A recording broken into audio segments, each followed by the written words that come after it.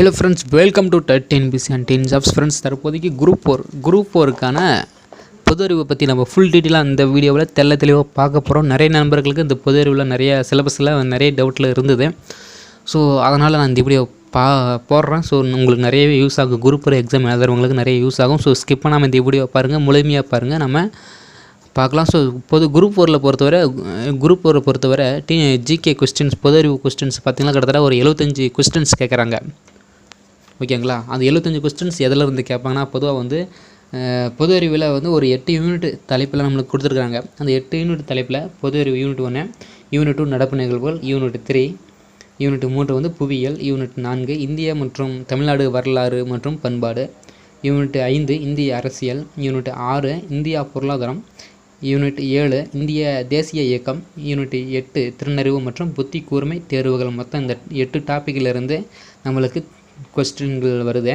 So இந்த 8 டாப்பிக்கில் ஒவ்வொரு டாப்பிக்கிலும் அதில் பல டாப்பிக்கில் இருக்குது. அதாவது இயற்பியல், வேதியியல், தாவரியல், விலங்கியல் என பொது அறிவில் பல பிரிவாக நம்மளுக்கு பிரிச்சிருக்கிறாங்க. அடுத்ததாக நடப்பு நிகழ்வு யூனிட் அலகு 2ல் வரலாறு, அரசியல், அறிவியல், புவியியல், பொருளாதாரம், அறிவியல் என அதில் பல டாப்பிக்கில் இருக்குது. ஸோ இதில் ஒவ்வொரு டாப்பிக்கும் நமக்கு கரெக்டாக பாயிண்ட் டு பாயிண்ட் நம்ம படித்தா தான் கரெக்டாக இருக்கும்.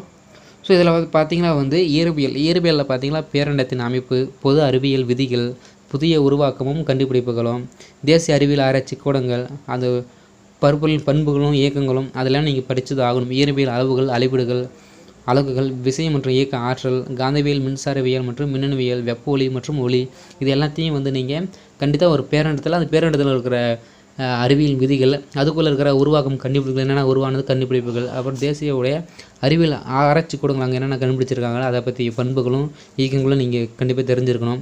அப்புறம் இயற்பியலுடைய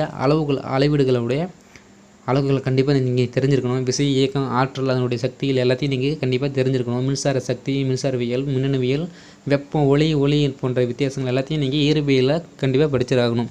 அடுத்தது வேதியியலை பொறுத்தவரை பார்த்திங்கன்னா தனிமங்கள் மற்றும் சேர்மங்கள், அமிலங்கள், காரங்கள் மற்றும் உப்புக்கள், செயற்கை உரங்கள், உயிரி கொல்லிகள், நுண்ணுயிர் கொல்லிகள் என பல இந்த இருக்கிறதுல ரொம்ப கம்மியான டாப்பிக்கு வேதியியலும் தாவரவியலும் தான். ஸோ நீங்கள் அதை படிச்சுக்கலாம். ரெண்டாவது தாவரவியல் வாழ்க்கை அறிவியலின் முக்கிய கருத்துக்கள், உயிரினங்களின் பல்வேறு வகைகள், உணவு ஓட்டம் மற்றும் திட்ட உணவு சுவாசம், இந்த 5 டாப்பிக்கில் நீங்கள் தாவரவியலை படிச்சுக்கலாம். ரெண்டாவது விலங்கியல் இருக்கிறதுலே பார்த்தா மிக இம்பார்ட்டன்டான சப்ஜெக்ட் விலங்கியல்.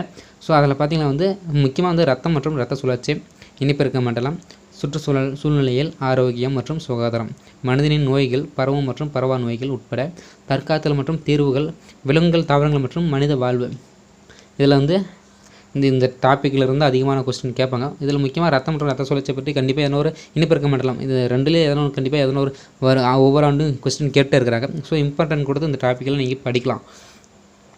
அடுத்தது அலகு 3ல் வரலாறுல பார்த்திங்கன்னா நடப்பு நிகழ்வுகளின் பதிவுகள், வரலாறோட சேர்ந்த நடப்பு நிகழ்வுகள், தேசிய சின்னங்கள், மாநிலங்களின் தோற்றம், செய்திகளின் இடம்பெறும் புகழ்பெற்ற நபர்கள், செய்திகளில் முக்கியமான புகழ்பெற்ற அந்த விருதுகள் வாங்கினவங்க, முக்கியமான விளையாட்டு போட்டிகள் ஈடுபடுறவங்க எல்லாத்தையும் நீங்கள் கரெக்டாக குறித்து வச்சு படிச்சுக்கணும். நூல்கள் மற்றும் நூலாசிரியர்கள், புத்தகம் எழுதானவங்க, விருதுகள் வாங்கினவங்க மற்றும் விருது கொடுத்தவங்க, அதனுடைய பட்டங்கள் என்ன, விருதுகளுடைய பேர் என்ன, அது எல்லாத்தையும் நீங்கள் தெரிஞ்சு வச்சுக்கணும்.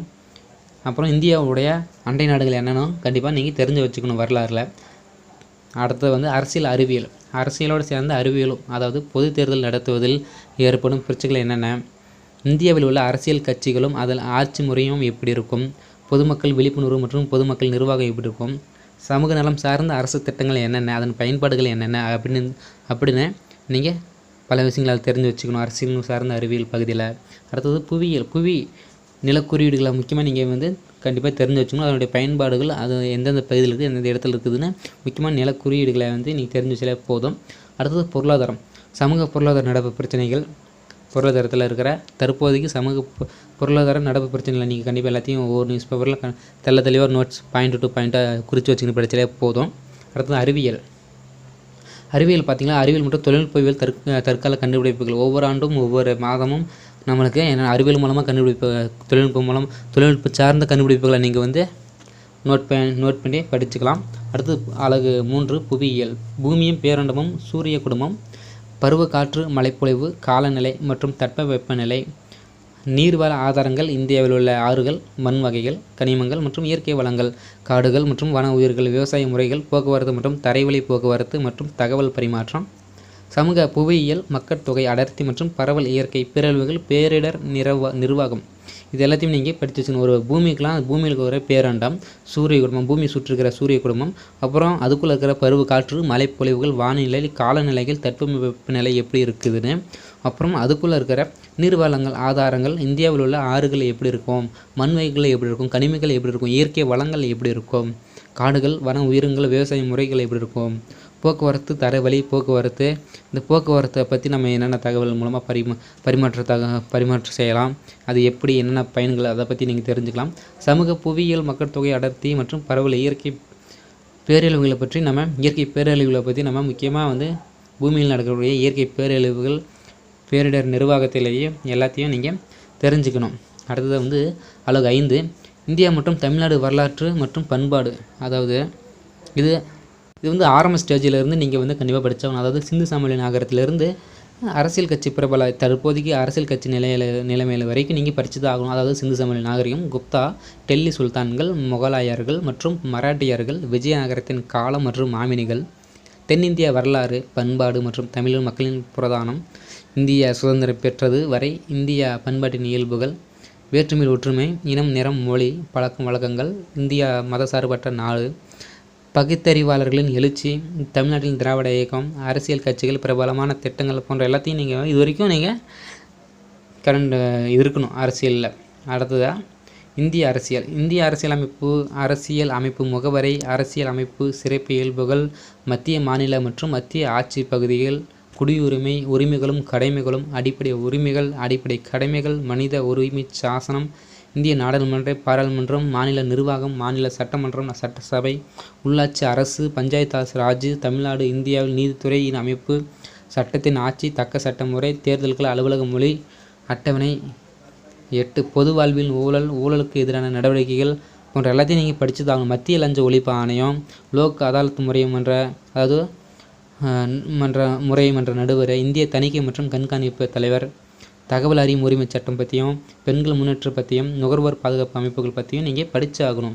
அடுத்து இந்திய பொருளாதாரத்தை பற்றி நீங்கள் பார்க்கணுன்னா, இந்திய பொருளாதாரத்தை பொறுத்தவரை பொருளாதாரத்தினுடைய இயல்புகள் என்ன, 5 திட்டங்கள் என்ன, மாதிரிகள், ஒரு மதிப்பீடு, நில சீர்திருத்தங்கள் மற்றும் வேளாண்மைகள் என்ன, வேளாண்மையில் அறிவியல் பண்பாடு என்ன, தொழில் வளர்ச்சி, கிராம நிர்வாக சார்ந்த திட்டங்கள் என்னென்ன, சமூக சார்ந்த பிரச்சனைகள், மக்கட்தொகை, கல்வி, சுகாதாரம், வேலைவாய்ப்பு, வறுமையெல்லாம் எப்படி இருக்குது, தமிழகத்தின் பொருளாதாரம் போக்கு எப்படி இருக்குதுன்னு நீங்கள் கண்டிப்பாக அதெல்லாம் தெரிஞ்சுக்கணும்.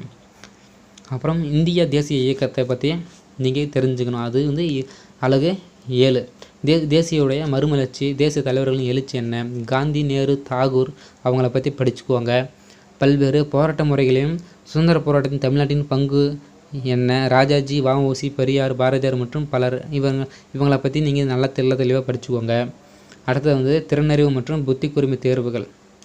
அதாவது இது அலகு 8. அதாவது தகவல்கள் விவரங்களாக மாற்றுதல், விவரம் சேகரித்தல், தொகுத்தல் மற்றும் பார்வைக்கு உட்படுத்துதல், அட்டவணைகள், புள்ளி விவர வரைபடங்கள் மூலமாக வரைபடங்கள் விவர பகுப்பாய்வு விளக்கம், சுருக்குதல், சதவிகிதம், மீப்பெரு, பொது, HCF சொல்லுவாங்க, வகுத்தி, மீச்சிறு, பொது மடங்கு, விகிதம் மற்றும் சரிவிகிதம், தனி வட்டி, கூட்டு வட்டி, பரப்பளவு, கன அளவு, நேரம் மற்றும் வேலை, தற்கறிவு, புதிர்கள், பகடை, கனோலி, தற்கறிவு, எண்கணித தற்கறிவு என எண்தொடர்கள் இதில் இருக்குது. ஸோ நீங்கள் இதில் இருக்கிற டாப்பிங்கள் படிக்கிறது கஷ்டமாக இருந்தாலும் ஓரளவுக்கு நீங்கள் ப்ராப்பராக இந்த செய்தி, இந்த நியூஸ் ஒவ்வொரு டாப்பிக்கில் இதுதான் அப்படின்னு கொஞ்சம் நியூஸ் தெரிஞ்சிங்கன்னா, ஒரு முக்கியமான டாபிக்ஸு தெரிஞ்சிங்கன்னா போதும். ஈஸியாக நீங்கள் அந்தந்த பாயிண்ட்டுகளை வச்சுக்கினா கண்டிப்பாக ஒரு ஞாபகம் வர மாதிரி எல்லாத்தையுமே கொஞ்சம் குறிப்பிட்ட வச்சுக்கோங்க.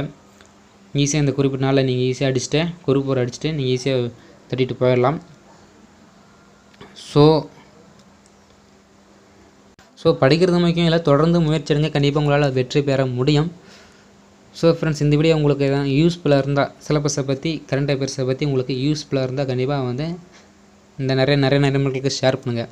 மற்றும் என்னோடய யூடியூப் சேனலோட சப்ஸ்கிரைப் பண்ணிக்கோங்க, கூடவே பெல் ஐக்கனையும் தவறாமல் கிளிக் பண்ணிக்கோங்க. அப்போ தான் நாங்கள் போகிற ஒவ்வொரு வீடியோவும் உங்களுக்கு நோட்டிஃபிகேஷன் மூலமாக உடனே சேரும். So thank you friends, thank you. So friends, மேலும் எங்களுடைய யூடியூப் வீடியோக்கள் மற்றும் ஜாப் நோட்டிஃபிகேஷன் எல்லாம் தேவைப்படுனா எங்களோட யூடியூப் சேனலோட இணைஞ்சுக்கோங்க. ஸோ வேற ஒரு வீடியோ இல்லாமல் வேற ஒரு சந்திக்கலாம். Thank you friends.